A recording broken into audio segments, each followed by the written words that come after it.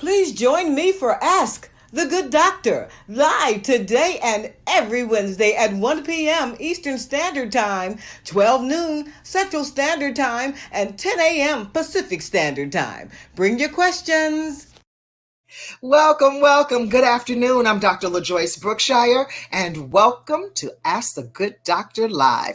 I am here to help you attain, maintain, and reclaim your perfect health. Please join me on Twitter at Ask the Good Doc, on Instagram and Facebook at Ask the Good Doctor. I'd love for you to jump in, like, comment, and subscribe. Most of all, share. Thank you. And if you ask me a question, I promise I will answer you. Today, I'd like to speak to you about the notion of how people say that one drop of something bad will not harm you. Yeah, you heard me. I'm sure all of you have heard that. Oh, just a little bit of this, it won't hurt me. Just a little bit of that, it won't hurt me. And you know what? You're probably right. A little bit of it occasionally, but bombarding your system with a little bit of something bad every day is detrimental to your health. I'm going to prove that to you. One thing I want you to understand is a little bit of bleach is terrible for you. I know you know this, right? We don't subscribe to drinking bleach. We don't subscribe to making sure that it disinfects us on the inside. No, we're not doing any of that. You don't want to drink a little bit of bleach, but I'm going to tell you in many ways that you do. Let's look at white bread. White bread states that it is white using bleached flour. Yes? So the bleached flour is bleached. They use bleach because wheat is in fact brown, y'all. Yeah, it is. When you go to the grocery store and you see the rows of flour lined up, it will be next to unbleached flour, which then means we can safely assume that the flour then is bleached. That does not announce that it is unbleached. Yeah, that's a fact.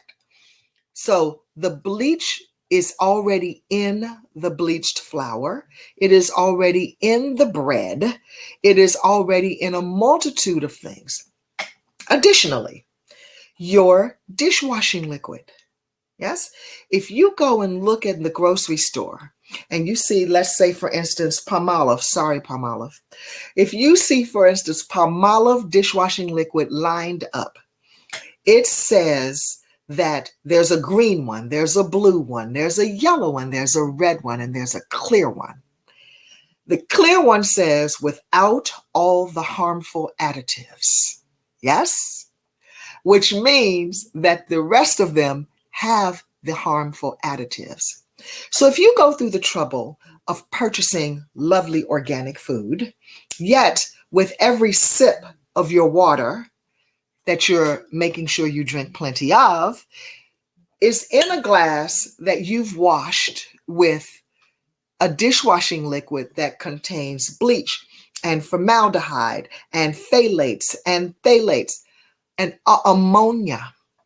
You are taking a sip of that every time you do something good for yourself. Every time you put your good organic food on that fork, you are putting a bit, a drop, a drip of negative things inside. Wow. How many times a day does that occur? That little drip, drip, drip, drip, drip that is happening on the inside is equally as damaging as the drip, drip, drip on a roof that eventually makes a hole in it. Right, Chris? You'll show us that little drip right there. Drip, drip, drip on a roof. If it drips enough times, it's going to incur a hole. That's what happens, because that's how powerful water is, and that is how powerful negative things on the inside of our body are. And many of you are saying that it's a ridiculous notion for me to be saying that I take a little sip of poison every day. But guess what? If you're not using anything that is 100% natural to you, then you are. All right? I make this discovery when patients come to the office. When patients, or just even on a 1-hour phone consultation, because we speak about your life and your lifestyle. I make the discovery that people are bombarded with poison. This is why I wanted to talk to you today about it. You're bombarded with poison and don't even realize it. Who would knowingly take a sip of bleach? Who would knowingly do that? Who would knowingly continue this practice if they thought that it wasn't good for them? They would not. They would stop immediately. The immune system is assaulted.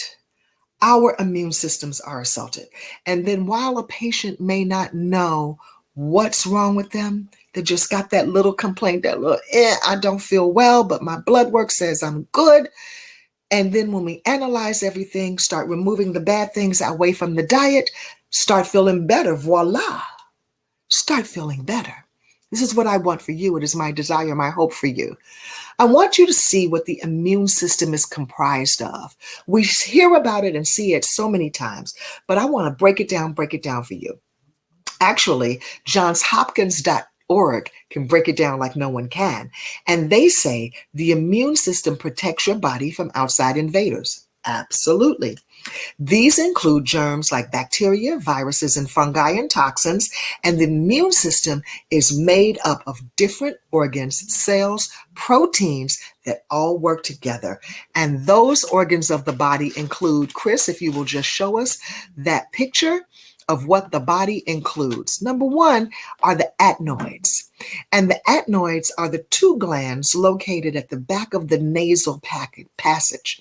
A lot of people have had their adenoids removed. You could just leave that up, Chris. Thank you. A lot of people have had their adenoids removed because of snoring. Oh my goodness, is that the worst thing ever? This is a signal that there's inflammation present within the immune system. Never try to get any of these things removed. Let me continue. The bone marrow, it is also helps to comprise the immune system. It is the soft, spongy tissue found in the bone cavity. And some people have to actually get some pieces of bone marrow taken out when there's something wrong with what? Their immune system. The lymph nodes. They are small organs shaped like little beans that are located all over the body and connect the lymphatic vessels. What are the lymphatic vessels? They are a network of channels all over the body that carry the lymphocytes, white blood cells, and to the lymphoid organs and bloodstream. The lymphatic system, if you will, and that helps to transport the waste out of the body. The Peyer's patches. You know, we don't talk enough about Peyer's patches. I need to do a complete show on that. Is the lymphoid tissue in the small intestine. It is responsible for so much in your intestine, maintaining its health. The spleen, yes. This is a fist-sized organ located in the abdominal cavity, right there in your stomach. And the spleen actually helps to filter away waste. Then we have the thymus. They are two lobes that join in the front of your trachea, right at your windpipe, and it's behind your breastbone. And thymus cancer is actually very prevalent nowadays. I'll tell you all a story in a minute. Then finally, what comprises the immune system are our lovely tonsils. That's right. They're shaped like an oval. They're masses in the back of the throat.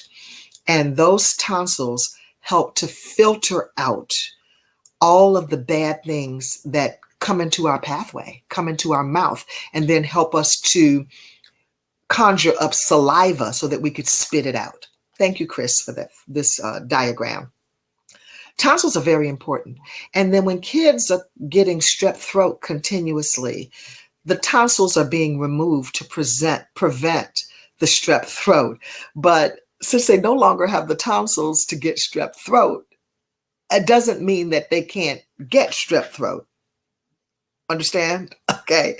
Because you do still have a throat. You just don't have tonsils.